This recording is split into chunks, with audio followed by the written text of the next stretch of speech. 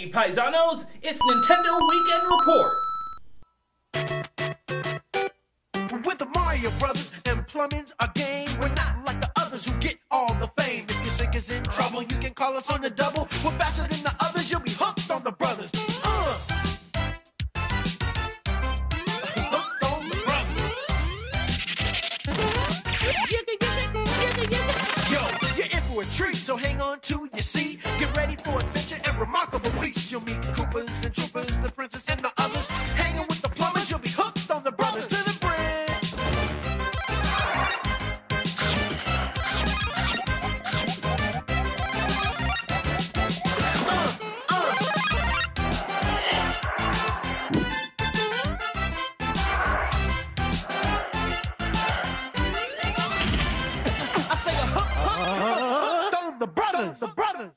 Hey everybody, welcome to this week's edition of Nintendo Weekend Report. I'm your host Curtis. I'd like to thank everybody for watching last week's episode, all two of you, because I know I uploaded that kind of late in the week, but if you haven't watched it, I'll put an annotation link in somewhere below me. But yeah, I had a blast at SGC, and if you haven't watched the episode where I kind of round up everything I've experienced at the show, feel free to watch it before you watch this episode, because I would like more views. But anyway, let's get on to some news. Alright, so we have a little bit of sad news. Sega has announced that they don't really have any plans for the Wii U's Virtual Console. Now, as you guys know, there's been a ton of support on the Wii's original Virtual Console from Sega. Some would say maybe a little bit too much, but more games isn't really a bad thing in my opinion. But they don't really seem to be very keen on the idea of re-releasing games for the Wii U Virtual Console, which isn't really surprising just because of the system's low install base. But they did say that if you want Virtual Console games on Sega platforms, feel free to let them know, because it would benefit everybody to have more games on that service. So let them know. So speaking of Sega, there's actually been a little bit of confusion concerning Bayonetta's 2 release on the Wii U later this year. Since it's including Bayonetta 1, people didn't know if it was coming on the same disc or if Bayonetta 1 was going to be a digital download, if it's going to be included in the eShop version, but Nintendo finally clarified what the deal is with the game. So basically how it works, if you buy a physical copy of Bayonetta 2, Bayonetta 1 will come on its own disc within the package. Now, if you buy either Bayonetta 1 or Bayonetta 2 on the eShop, it will be a certain price on the eShop, and if you want to buy the other one, it will be discounted so it equals the retail price of the game, which will be $60. So you'll get a discount, and both versions will cost the same unless you live in a state where they don't tax digital downloads. So depending on which version you get, you're going to end up paying the same price. So if you're worried about not getting the full package, don't worry, you'll be able to get both games for the same price no matter which option you choose. Now personally, I'm getting the disc version because I don't really see the point in downloading retail games or disc-based systems because you're keeping it at home. But some people like that convenience. I just don't really do that. I mean, I buy all my stuff digital on handhelds because I don't like carrying carts around. But what do you guys do? Do you buy physical or digital on home consoles? Let me know, because I would like to see both sides of the spectrum. Now, while I was at SGC, I ended up missing this whole world premiere of some new Smash Brothers characters that they live stream right on the website. Now, they announced Robin and Lucina from Fire Emblem Awakening. If you don't know, Robin is the default player character of the game. I didn't even know they had a default name. I just put in my name right away. I forgot that their name was actually Robin, but it looks like there are going to be some pretty cool additions. Sakurai was explaining that Lucina is going to be kind of similar to Marth, only her sword fighting style is a little bit different, while Robin has not only sword abilities but magical tome abilities, so like fire and lightning and stuff like that. And I don't know, I've been hearing some rumors about it maybe replacing Ness, because Ness has lightning and fire powers as well. But I don't know, if they have 4 Fire Emblem characters, I don't see why they can't also include Ness. So Mother fans, Earthbound fans, don't give up hope just yet. I'm sure they'll be represented in the game, but as far as I'm concerned, having 4 Fire Emblem characters is the exact opposite of the problem, because Fire Emblem is awesome, and I'd like to see more representation from kind of smaller franchises from Nintendo. You know, it's a lot of fun to play as those characters and see those characters kind of duke it out. So, you know, more characters aren't a bad thing, as I always say. Actually, I never say that. What the hell was I thinking? So, another year passes, and there's another year of Club Nintendo disappointments in North America.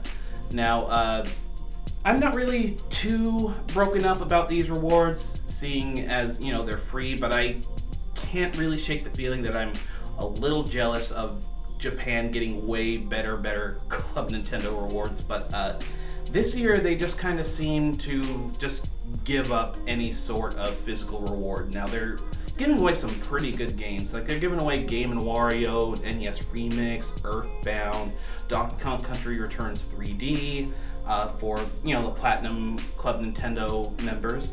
But I don't know. It's just, I know they're free, and I know I should be appreciative of that, but at the same time, it's just like, Japan gets so much better stuff. And it's just, I don't get why North America, Nintendo of America, whatever you want to call them, just doesn't do the same. I mean, it's not like they have to mass produce a lot of this stuff. I mean, it's a limited thing. So I'm just absolutely confused as to why they put so little effort into Club Nintendo rewards when they have to know that there are better options, better prizes that they can give us, and they just don't do it. So I don't know. Are you guys satisfied with the Platinum Club Nintendo rewards? Because I mean, I did pick up Game & Wario, which I've been meaning to play, and I've been having a lot of fun with Miiverse Sketch, but I don't know. I just still managed to feel kind of let down knowing that, you know, there could be way better options. But yeah, let me know if you guys are disappointed or, you know, actually ecstatic for getting a game that maybe you've never played. Now, while SGC is kind of more of a personal party get-together of fans of Screw Attack and internet video and stuff like that, they did announce a couple things at the event. The Angry Video Game Nerd Adventures, which is a PC game starring everyone's favorite angry video game critic, is coming to Wii U and 3DS. Now, they've kind of hinted at this in the past, but they finally confirmed it at SGC, and, you know, I'm really excited for this. I mean, I own it on PC, and it is a very tough game, but it looks really nice. The pixel art is awesome, and, you know, it's fun to see some of the different references to AVGN videos that, you know, I've been a big fan of for many years, and it's just full of fan service, and it's an absolute blast to play, but it's insanely tough. So once that comes out on the Wii U or 3DS, be prepared for a challenge, and be prepared to be taken back to the past. But thankfully, this game is not shitty and sucks ass. Now, Robin and Lucina aren't the only things that we found out about Smash Brothers this past week. CoroCoro magazine, which is a pretty popular magazine dedicated to games and anime and stuff in Japan, revealed that they will be announcing the full roster, full stage selection of Smash Brothers for Wii U and 3DS in their upcoming issue. Now, you know, I'm surprised that they'll even do this, considering they didn't even reveal everything that was in the game for Super Smash Bros. Brawl before it came out. So this is going to be interesting to see if this will kind of backfire on them, because I don't know, I know a lot of people, including myself a little bit, that were kind of let down when Smash Bros. Brawl came out, because just everything was revealed, everything was known, and I don't know if there's going to really be like a sense of discovery like there was with Melee, or even the 64 version. But yeah, they seem to be pretty confident that this game will sell either way, despite people knowing exactly what to expect. But yeah, hopefully it won't let us down. Hopefully that everybody's favorite character will be coming back or getting in somehow. And yeah, hopefully no one will be disappointed this time. Talking to you, Melee fans. And lastly, speaking of Smash Brothers, Nintendo will be announcing a few new surprises at this year's San Diego Comic-Con. While they'll be live streaming various stage shows and live tournaments of the 3DS Smash Brothers, They did say that there's going to be some surprises, some new announcements coming out of the convention, so maybe we'll see some of the characters and stages that were going to be announced in Korokoro. Who knows? Nintendo's mysterious like that, but there's going to be a lot of live streams, a lot of, fun stuff being streamed from their Twitch channel, and, I'm really happy that they're really embracing Twitch and live streaming, even though they want to try and put kibosh on stuff like the Smash Brothers tournament at EVO last year, but yeah, I feel like they're kind of coming around on the whole live streaming thing, and even if they still want to do the whole content ID crap that they've been pulling, it's a step in the right direction, I think. But yeah, it seems to be a lot of fun, and hopefully it'll be just as fun as Treehouse Live this past E3. But yeah, that's going to do it for this week's edition of Nintendo Weekend Report. I'd like to thank everybody for tuning in. Feel free to subscribe, follow me on Twitter at Curtis Bonds, follow my YouTube account, youtube.com/Kurt.gaming, email me at curtis@nintendoworldreport.com if you have any suggestions, or want to sponsor the show, or have a game that you've developed on Wii U or 3DS that you want to maybe give away on the show as like a contest. And I also want to let you guys know that I will be live streaming on the NWR Twitch channel. That's twitch.tv/Nintendo World Report every Friday at 5:30 p.m. Pacific time. And I will also be doing some personal live streams on this new game streaming service called Hitbox. So it's going to be at hitbox.tv/Curtis Bonds. I will be simulcasting Backlog with Kurt Dog on Twitch every Friday, but I also be doing some PC game streams every Saturday and Sunday at 5 p.m. Pacific time. So hopefully you guys will tune in for that, because I'd like to have more people to entertain.